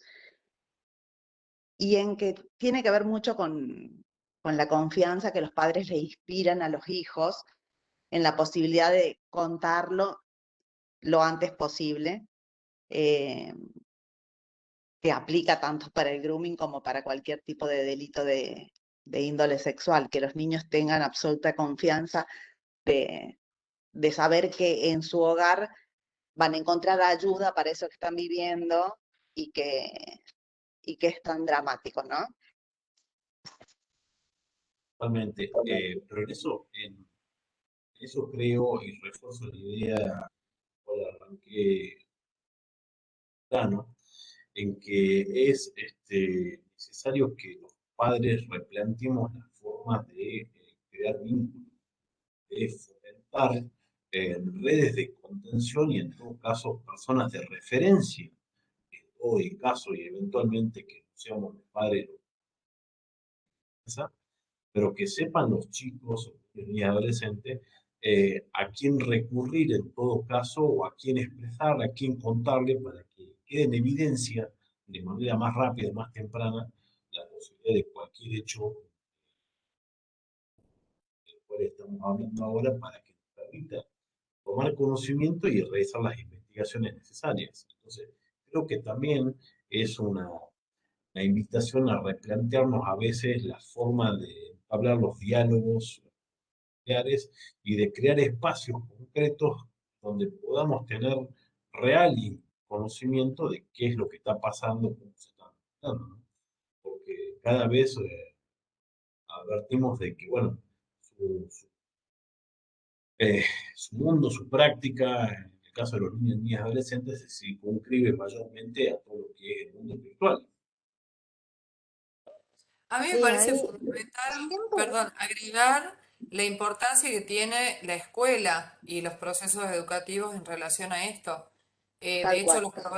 los programas de educación sexual que existen siguen siendo aplicados de una manera obsoleta en el término de lo biológico y nada más, y no lo integral de lo que implica la sexualidad, y se quedan tal vez en un reduccionismo de la genitalidad, pero enfocado desde aspectos biológicos, no con la gravedad que esto implica en relación a las relaciones interpersonales y a los riesgos. Yo creo que la escuela tiene un saldo pendiente, el proceso educativo, desde el inicio del jardín de infantes, a mi criterio. Creo que desde esa forma les estaríamos dando a los chicos recursos que nosotros no tuvimos, inclusive para entender y adaptarse a las nuevas formas de estos delitos, para poder alertarse a tiempo de qué es lo que está bien y qué no, y a su vez que esto se haga en sincronía con la participación de las familias, ¿no? Pregunto, como mamá, totalmente. pregunto, ¿qué en particular a Mara? ¿Cómo podemos los padres ver, porque yo veía en el video esto de que el niño se aísla, de que imagino que se deja de comunicar, no lo cuenta. Esto de que es el secreto, ¿cómo desarticulamos desde los padres esto que les está metiendo en la cabeza si entró en diálogo con un depredador, ¿no? Y lo convence, la convence, la persuade a la niña, al niño. Yo Mira, hablo con Marce, mis la hijas experiencia, mucho, pero me parece que debería haber, lo que quería preguntar es, ¿qué nos puede ser indicadores a pesar de que la niña no nos cuente? O sea, ¿qué tenemos que estar atentos a ver en sus palabras o en sus cambios o preguntas eh, que nos pueda dar una pista, ¿no? A veces, o una alerta. hay cosas que son muy sutiles y que a veces cuando los padres están en la vorágine laboral o del estrés de la vida cotidiana, pasan desapercibidas porque no pueden atender a más situaciones de emergencia, digamos, de acuerdo a los contextos. Pero en la medida de lo posible, yo creo que hay una información que es intransferible que tiene que ver con lo cotidiano del vínculo, que es poder notar los cambios de ánimo, los cambios a nivel alimentario, a veces amigos que nos alertan sobre cambios que están teniendo nuestros hijos y que uno por ahí no los está pudiendo registrar a tiempo. La experiencia me cuenta, lamentablemente, desde el área forense, que la mayoría de los casos se llega tarde o cerca de tarde al momento de la denuncia. Pero de todas maneras, teniendo que ver con esta circunstancia o con otras, poder observar y estar en comunicación con la escuela, insisto en esto porque los chicos están en algunos lugares con doble escolaridad, por lo tanto son muchas horas donde pueden ellos detectar cambios que uno en su propia casa, porque estás en menor tiempo, porque llegas cansado, porque ya es al ritual de almuerzo, cena o lo que fuera, no te da a veces el margen para notar tanto. Pero el cambio del estado de ánimo es un factor importante. La cuestión alimentaria, ya sea por exceso o por falta, en el ritmo alimentario también. El aislamiento es un factor importante. El uso de la tecnología en exceso, me parece que ese también es un punto que si bien es cierto, esta generación nació con esta información, ¿no es cierto? Tienen una naturalidad, chiquitos de un año, bebés, inclusive están con el celular encima porque pareciera que es la mejor niñera para algunos padres que no toleran la insatisfacción o el movimiento normal que tiene un niño y que es un signo de salud en realidad, ¿no? Entonces ya empiezan a tener una naturalidad para comunicarse con ese tipo de estímulo que sí o sí los abstrae de la vida cotidiana. Entonces creo que un punto como padres es poner una dosis de tiempo en lo que los chicos estén expuestos a este estímulo y no pierdan la interacción de la comunicación personal, interpersonal, tanto con la familia como con otros amigos que puedan venir a la casa, digo lo humano, no perder lo humano. Si esto no se está dando, deberíamos poder darnos cuenta que algo está cambiando.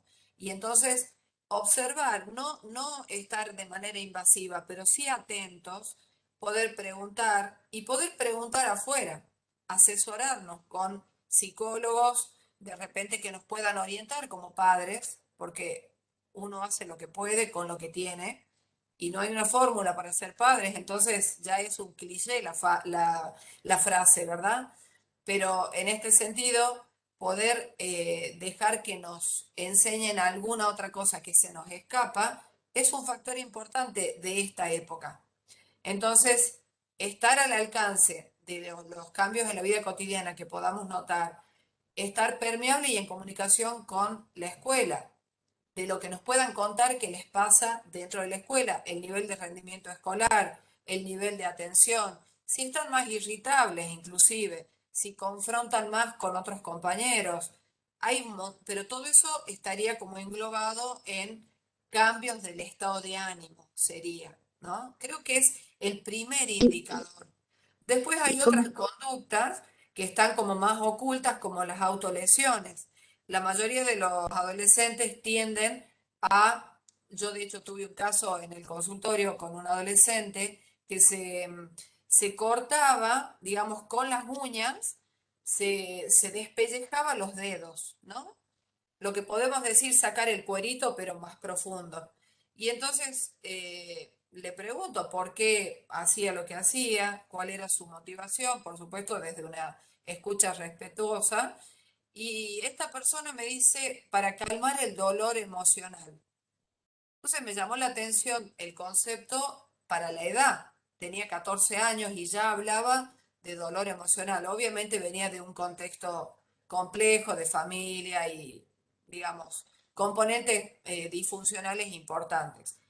Pero volviendo a estas circunstancias, hay, como está la culpa de por medio, los chicos van percibiendo esta cuestión de lo prohibido y tiene como ese entusiasmo de lo prohibido, donde pareciera que la cuestión del secreto les da cierta autonomía que suelen pedirla como parte del crecimiento, ¿no? Esta cuestión de, con mis padres no puedo hablar de esto, pero con vos, ese anónimo que diríamos, histeriza el vínculo, ¿no? Los seduce, los estimula, se pone empático porque los escucha y les da el tiempo, les da la atención y demás.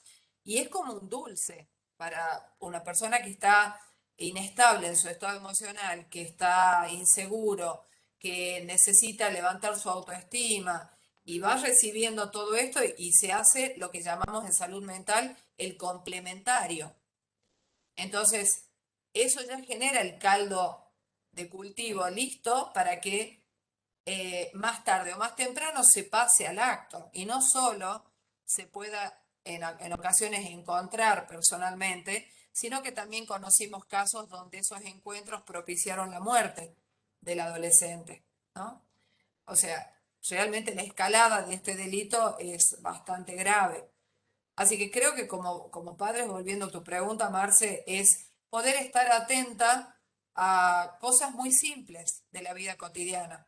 Algunas son normales a la edad, no siempre esos cambios van a estar dirigidos a una supuesta vivencia de delito, no siempre, porque hay una inestabilidad normal, hay cambios de humor en los adolescentes, hay conductas violentas, inclusive como respuestas reactivas, rebeldías y demás, que son normales, pero propiciando el diálogo, vamos a poder como ir limpiando el terreno para ver si esto es parte de una etapa y siempre podemos buscar un asesoramiento profesional para tener más recursos o si hay algo que esté como más enraizado, como lesiones a veces se cortan en las entrepiernas, lugares que no son visibles y son parte de la conducta culposa de saber que están haciendo algo que no está acorde a lo esperado, digamos, y que seguramente ya están sufriendo situaciones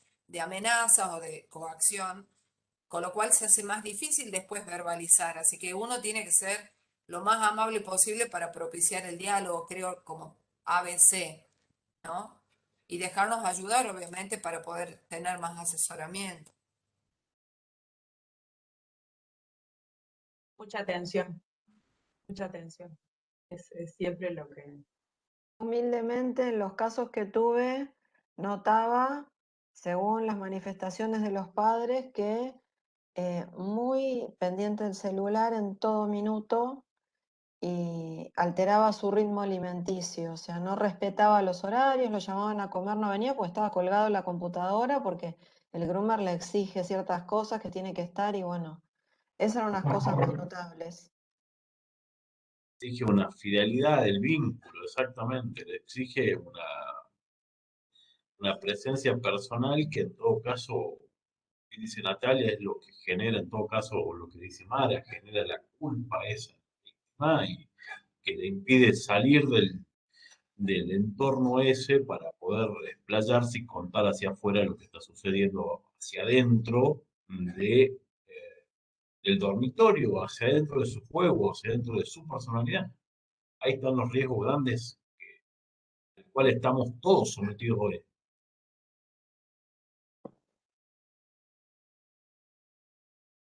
Ahí dejé para la pregunta que hicieron sobre cómo preservar mejor en la exportación del chat. Esa herramienta es un programa que les puede servir por las dudas. Excelente. Bueno, yo quisiera terminar como suelo terminar siempre mis charlas con algo bastante humano, que es algo que repito hasta el cansancio, que es una parte importante, que es no culpar a los chicos ante una situación como esta, acompañarlos y abrazarlos. Porque en la mayoría de los casos que he tenido he visto papás y mamás que inclusive algunos siendo psiquiatra decía, no puede ser esto que está diciendo usted, porque imagínese el momento de la comunicación, ¿no? De la fiscalía que llama al papá o a la mamá para decirle lo que sucede. Son momentos muy, muy difíciles. Y los padres tienden a decir, no lo puedo creer. Esa es una palabra bastante común, no lo puedo creer. Creo que pasa por su humanidad, porque uno no puede creer aquello que no es capaz de hacer. Entonces, parte, me parece, de la respuesta está ahí. Por eso es que hay que hacer esa comunicación también con nuestros aliados, los y las psicólogas, que son los expertos en esto, para poder comunicar esa noticia y que haya después también un acompañamiento bastante poderoso, porque hay que sostener una denuncia y después mantenerla, ¿no? Es difícil para el niño, la niña y el adolescente. Perdón, doctora, perdón, Natalia, Ahora, allí yo estaba revisando el chat por si había preguntas y bueno, pero creo que un poco se dijo acá también, Matías, uno de los asistentes, preguntó, ¿el groomer puede estar en el mismo entorno familiar, asimismo en el ámbito educativo, por ejemplo, la escuela lo formula como Totalmente, pregunta? totalmente. Miren, voy a hacer una comparación. De hecho, el groomer de Río Negro era alguien que conocía, era alguien que conocía a todas las amiguitas de su hija. Él así hizo los contactos. Y vieron cómo el abuso sexual es un delito, o la violación, que suele darse muchísimo en los entornos familiares. Y quizás hay niñas que son abusadas desde muy pequeñas y esto se mantiene durante el tiempo y como dijo la licenciada, como dijo Mara, pueden hablar de esto cuando son más grandes. Con el grooming pasa lo mismo, perfectamente puede ser alguien del entorno familiar, solo que nunca va a decir quién es, naturalmente. Va a Claro, estar enmascarado. claro. Hay otro asistente, Naim Karam, que habló o preguntó, dijo, la falta de tecnologías conspira para una eficiente investigación en casos complicados por el uso de mecanismos como la Deep Web o la Dark Web. Eso es otro tema profundo, porque como se vio en el video al final, que las fotos iban desde las fotos de material de abuso sexual, Emule, que es esta red peer-to-peer. Yo subo una foto, la comparto con Mara, con Ezequiel. Después puedo compartir en Telegram, hay grupos de Telegram de pedofilia también. Pero también puede estar en la dark web y ahí la IP es dinámica, esto es muy difícil de explicar, pero desde donde sale la información se va moviendo todo el tiempo. Entonces la fiscalía no puede individualizar, es bastante difícil, les diría imposible, cuando estamos dentro de la dark web o de la deep web, porque es una IP dinámica. O cuando también hay lugares, por ejemplo, como barrios privados, que hay nateos de diferentes IP, es decir, no es que cada casa tiene su IP, es dinámico, entonces es difícil también, o por ahí una IP la comparten varios, es difícil a veces. Bueno, aquí nos aporta también uno de los asistentes, Nieva Larcher, nos dice que en Catamarca la suplantación de identidad está penalizada o se trabaja como en Buenos Aires como contravención. Entiendo que es una pregunta en realidad, me parece. Sobre No la sé, suplantación, Ezequiel, es una pregunta. eso no lo sé. Si es contravención en Catamarca, no lo sé, yo lo ignoro. Puntualmente no está especificada como contravención tampoco. ¿Sí? Puntualmente. Bueno, ¿Puedo hacer una pregunta? sí, sí, sí. A Por ver. ejemplo, doctora o doctores, las capturas de pantalla, por ejemplo, cuando el niño esté siendo víctima de ese tipo de situaciones, uno puede por el celular hacer capturas de pantalla. ¿Es prueba que tiene una validez o no? La captura de pantalla Sí. solitaria no sirve mucho, pero sí sirve en un contexto de situación. Hay jueces Ajá. que admiten la captura de pantalla como una prueba documental, pero siempre va a ser una prueba indiciaria. Cuantos más detalles yo pueda tener, mejor. Por ejemplo, hay un fallo salió hoy, que sobre la validez del intercambio de WhatsApp que brindó la propia víctima. Por ejemplo, yo soy víctima del delito, voy y se lo doy al fiscal para que abra mi celular y saque toda la información. Y había habido, parece, un planteo de nulidad de que esto no podía ser de esta manera porque violaba la privacidad, porque el chateo involucra, si yo hablo con Mara y yo estoy hablando con Mara y a mí en el medio me agredió alguien, también cuando muestro mi celular estoy mostrando todos los chats, pero también estoy mostrando todos los chats que yo mantuve con ese otro agresor. Porque el grooming es receptor-emisor, no es uno solo. Y ahí decían que violaba la intimidad del propio imputado. Y la Cámara dijo que no. Así que es un gran avance. Perfecto. Muchísimas gracias. No sé si hay alguna otra pregunta o comentario. Alguien o alguien que quiera Sí, hola, reflexionarnos. hola, buenas tardes. Buenas tardes. Buenas tardes, Marina. ¿Cómo están, doctores? Yo quería decir respecto de la pregunta de la doctora Marcela, si qué se puede hacer. Yo ya no tengo niño chico, digamos, sí comparto mucho con mis sobrinos, pero tengo diferentes actividades que hago en el club, como catequista, y eso es puntual, de que todos somos responsables, no solo de nuestros propios hijos, de nuestros propios sobrinos, sino también del vecino, porque hay veces que los padres trabajan mucho, o o sea, ahora casi todos los padres trabajan mucho. O sea, es responsabilidad de toda la sociedad de estar atentos, porque esto definitivamente nos está desbordado. La tecnología nos ha desbordado y muchos padres tal vez no puedan o no quieran, pero no están atentos. Y hay veces que uno observa cosas. A mí me pasó en catecismo eso, de notar lo que decía la doctora Mara, es doctora, yo creo, de analizar cada actitud de cada niño, mirarle las caritas, a ver si se le nota algo raro, si está obrando diferente. Eso se les nota a los chicos, no sé, yo no fui docente, debería haber sido docente, pero creo que hay que analizar eso.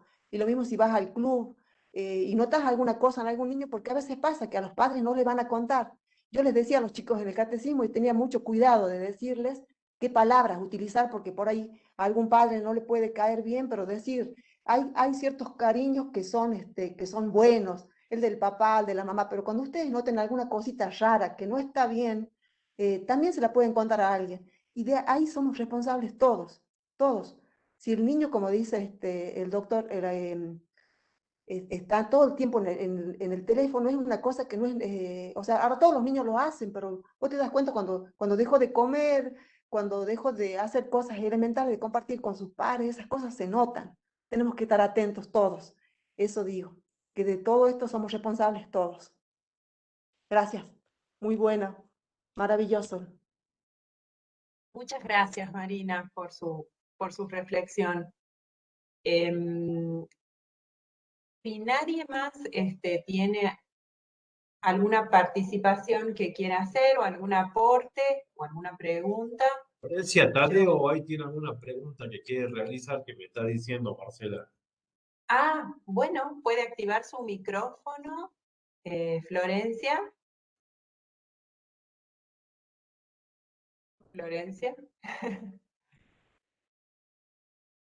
A ver. ¿Está conectada? Dice que sí. ¿Quién me pregunta? ¿Cuál Buenas sería tardes. Buenas tardes. Mi nombre es Alejandro Gartón, yo soy abogado de la provincia de Catamarca. Yo quería hacer una pregunta a ambos, y sobre todo porque yo soy abogado, litigante. Quería saber cuál es la conducta que debemos llevar nosotros para no interrumpir o entorpecer de alguna manera la investigación, con el afán que por ahí tenemos de querer ayudar en esa misma investigación.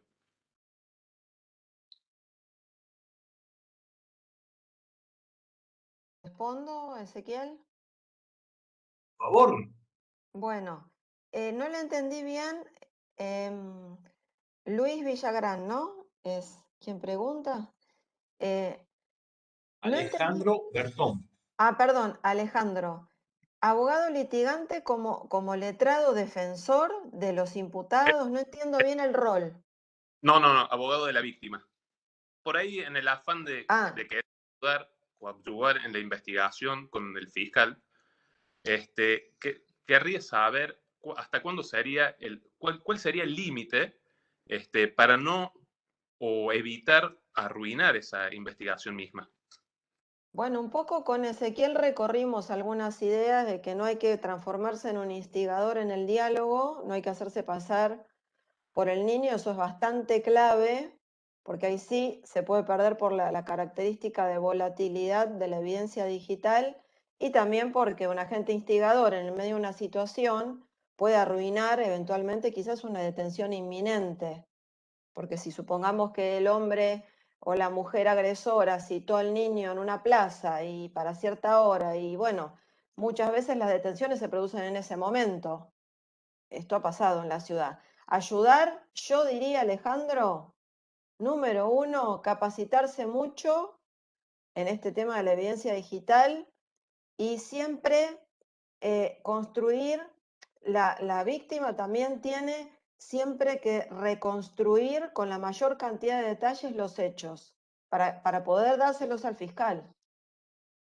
Y en esto creo que si se respetan los límites de las garantías y demás, va todo bien. Pero para mí una clave importante es la capacitación, ¿eh? Porque quien no sabe o no entiende bien de esto, difícilmente puede ayudar. Más es probable que lo arruine, capaz. Muchísimas gracias. Había una Marcela, pregunta. discúlpame, Marcela. Sí.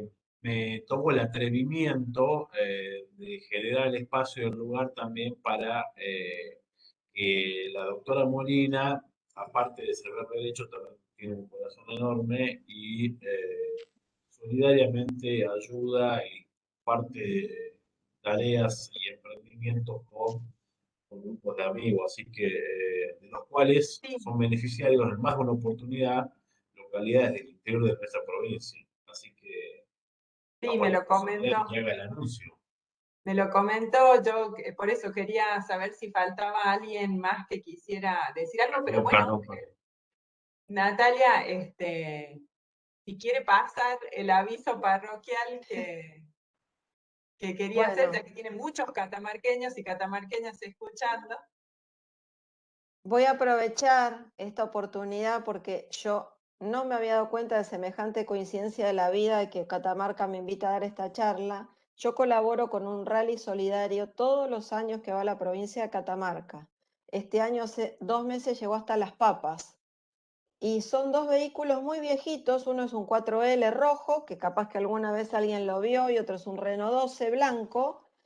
a veces van con caravana de camionetas y llevan medicamentos, ropa de vestir, a los pueblos más lejanos de Catamarca. El año que viene, estoy invitada en ese rally, van a ir y van a llegar, quieren llegar hasta Antofagasta, pero tienen el problema de que no conocen el camino que va desde Tolar Grande hasta Antofagasta. No lo conocen ese camino. Entonces, les vendría muy bien si es que consiguen algún buen samaritano, alguna camioneta, alguien que los acompañe, porque les resulta, dicen que es un camino un poco difícil.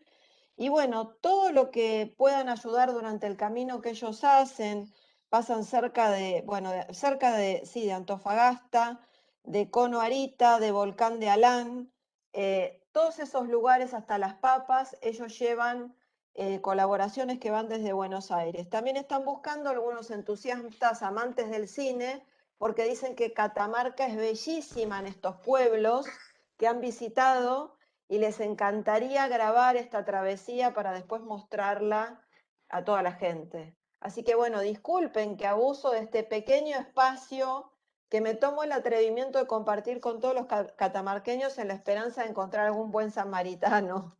Muchas gracias por esta invitación, Ezequiel, y a la Escuela Judicial, a Marcela, que ha sido tan amable, y a todos y todas los que compartimos hoy este espacio. Gracias, Mara. Muy precioso tu aporte, me encantó, y bueno, les mando un beso grande y ojalá compartamos a futuro otros espacios. Bueno, yo Verdadero placer, Natalia. perdón Ezequiel, aprovecho para responder a lo que ya me había anticipado Marcela sobre lo que se acaba de comentar. Y de espíritu aventurero me sobra, así que me pliego. Después por privado me contás un poco de qué se trata y en lo que pueda acoplarme, ahí estaremos. Muchas Lo gracias, Mara. sabía. Lo sabía. Y ya va a aparecer seguramente alguna otra persona más, porque hay mucha gente de distintos departamentos, así que seguramente esto se va a comentar, se va a difundir, y ya se lo vamos a hacer llegar a la doctora Molina a lo que necesite. Así que bueno, creo que va a haber vamos a tener eco en este llamado, en esta convocatoria. Muchas gracias a todos, y quería decir una última cosa. Mi Instagram, para el que quiera sumarse, es @jueza Natalia Molina, y es un Instagram que no busca vender nada más que hacer conocer derechos, en el sentido que estamos discutiendo hoy, ¿no? Hay mucho sobre grooming también. Doctora, allí, Natalia, allí también hay un grupo de Catamarca Off-Road que también podría sumarse al rally. Sería Ya maravilloso. voy a hacer vamos a hacer llegar los contactos necesarios. Bueno, muchísimas gracias. Muchísimas gracias a todos los participantes. Ha sido una jornada muy interesante. La vamos a dar por terminada. Muchas gracias, Natalia, Ezequiel, Mara, bueno, a todos, a Daniela Faerman, la asesora de menores, que también es socia de AMJA, a todos quienes han participado en este encuentro, que ha sido realmente tan fructífero. Sí.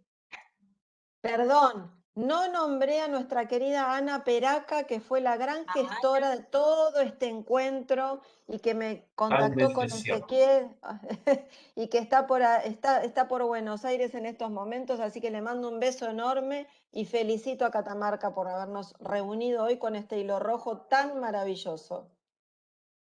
Así es, Ana también es un motorcito acá en la provincia que tenemos para difundir todas estas y gestar todas estas jornadas, estas actividades que son tan fructíferas y tan ricas, ¿no? Para todos.